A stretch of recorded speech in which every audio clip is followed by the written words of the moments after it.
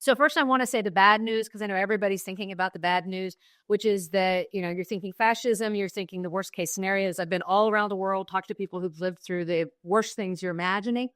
And so I'm going to give you the bad news first, which is that, as Ann said, second time out, they're much more ready to hit the ground. They're much more ready to do bad things.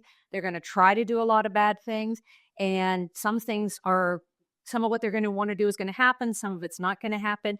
But there will be bad spectacles. There will be people that will be harmed in serious ways. And we have to sort of acknowledge that that's going to be coming.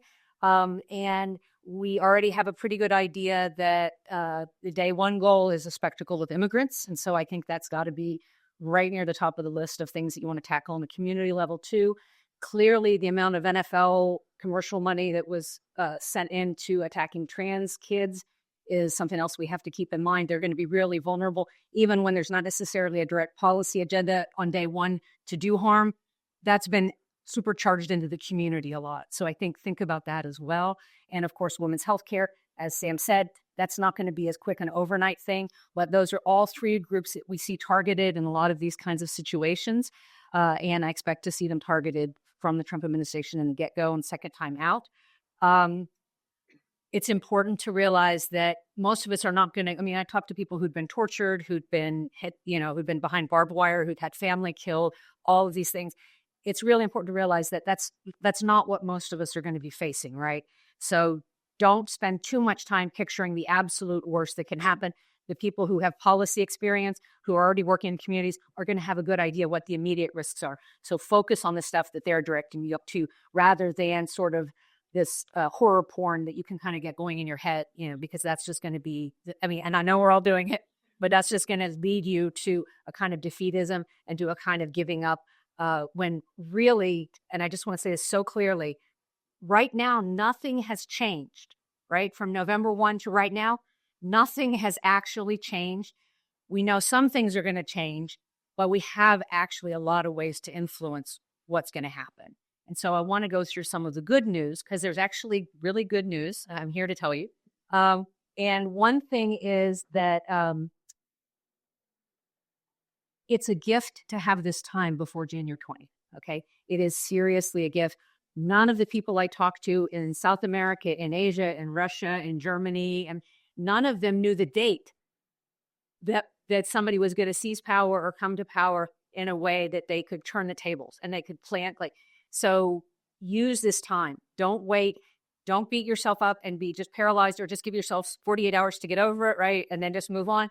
But use this gift window that we have. Build your networks now. Don't wait for a crisis to happen. Figure out who you like to work with, what you want to work on, who you trust, get engaged, and know who you could be interacting with if things get much worse down the road. I think that's really critical. Second of all, just some other pieces of good news for the country in general. The military is not fully behind Trump yet, okay? And in a lot of the places that I interviewed people in and I visited, they already had massive military backing.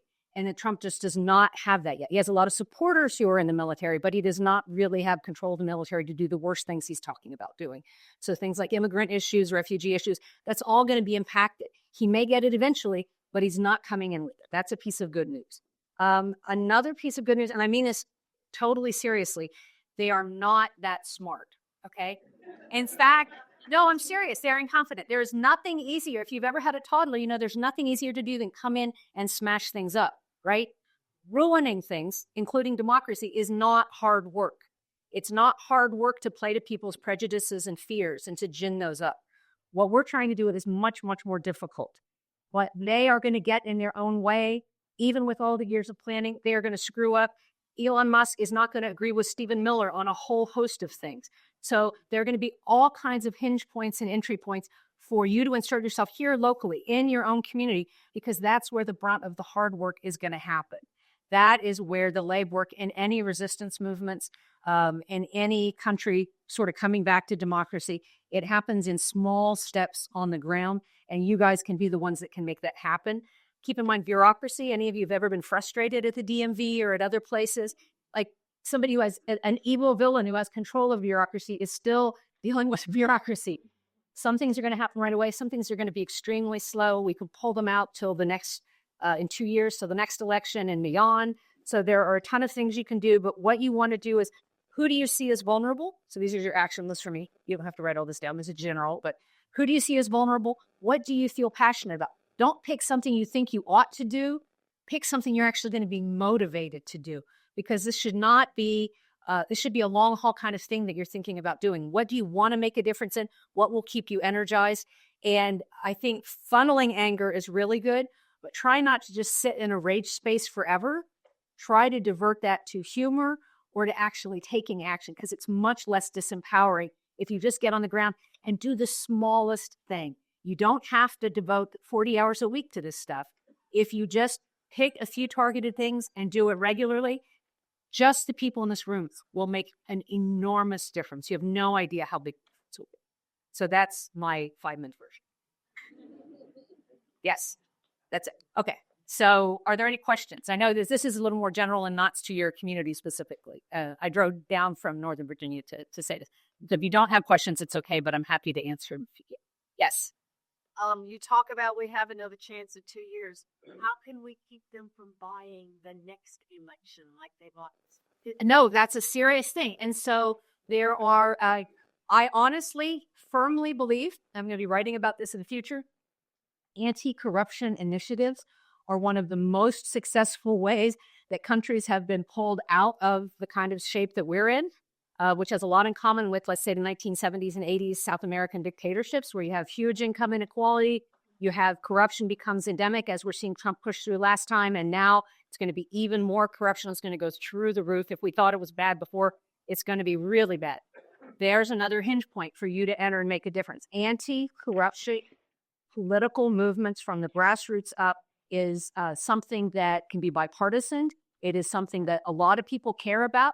And honestly, like meeting people where they're at, like we talked about, and going into your discomfort zone, Joe Biden pardoning his son, however you actually feel about that, that is fodder to help build a bipartisan anti-corruption. Like, that's right. Let's address these abuses of presidential power. It doesn't matter if Trump's done it 50 times more than Biden did, right? Use whatever you can get at hand to reach people on something they're going to respond to. So I would actually say that anti-corruption is a key thing. How much difference can it make in 2 years? I don't know. Network up with people, get to work on it. I think you'll be surprised how much people actually respond to that. That is something that has worked in a lot of cultures over decades and decades. So I think that is actually the most promising way to disengage people from this national narrative that Trump has built that they bought into. It feeds the conspiratorial thing just enough to feel real to them and something they're familiar with, but it's based in the real world, right? And it's something that we can all make a difference on. That's the short answer. Is there another question? Mm-hmm. Yes. Based on your historical background, what is the most alarming parallel you're seeing? Well, I mean, I don't want to be here just scaring you. I know. But what I will say is I am seconding Sam here in terms of immigrants, because the U.S. has more than a century-long history of targeting whoever was the foreigner group of the day, from Chinese Exclusion Act, through Italians. And we have been conditioned to do this. This is not something that Democrats have stood up on. As we saw with the Harris campaign, there was so much pressure that they moved all the way over to this border bill that was really pretty horrific. But they felt they had to do it politically. Because it's been so effective, it's become this really charged up thing for a lot of Americans. And I think that in a way that they could be motivated to deal with the Dobbs issue, let's say general populations, Republicans, across the board, you see these women dying, it creates concern. I think people have already learned, some people in my family, some people I love, have learned to turn off those feelings for somebody that they see as an immigrant or as a foreigner. And so I think the kind of work that Decca is talking about, insisting on everybody's humanity and insisting on not partaking in that kind of stuff on a small level, but also there are things you can do in your community for those populations. And one good thing is that there are legal options, there are humanitarian options, there are housing options, there are all kinds of ways that you can plug in. But again, building those networks on the ground floor level, grassroots level, I think we get caught up because we have so much access to the national narratives now. kind of get caught up in that. But like, what can you actually do right here in your community? And if you stay focused on that, you'll make a difference in a way that you can do things like calling your representative. So certainly you can affect the national level. But if you only spend your time watching what's happening there, you're missing your biggest opportunity to actually help the people that are going to be targeted. But I think it's going to be immigrants. I think that's what it is. Tommy, any question? I do. If you haven't read her work, you should. But also, how can people follow your work, because you're doing some really interesting? So yeah, Well, I had you drove all this way. Let's give you a plug. Okay. I finished with the camps book and moved on to climate because I thought that was the next huge issue. So I was doing Arctic expeditions and like all this other stuff. And then Russia invaded Ukraine, and I'm not in the Russian Arctic anymore. But I have been pulled back into the camps work, and I have started a podcast that's called Next Comes What. But you can get to all this at my website, which is Andrea Pitzer, AndreaPitzer, AndreaPitzer.com. And there's books, there's a podcast, there's a newsletter. If you want to support me getting the podcast out to people who are not readers, subscribe to the newsletter because any of the funding is going out to that. But literally, I'm on every medium every week now talking about what's actually likely to happen and what are the small things that you can do and what are people already doing to stop it, because it's already happening. People are already doing it. You're already on the ground. And if you're not hearing those stories, they definitely come find me because I'll be telling them to. So somebody that doing podcast together? It's called Next Comes What, and it's Spotify, Apple, it's all that, and it's on YouTube too. You can subscribe to the YouTube channel. We just started all this because people have all these questions, just like you guys. Yes.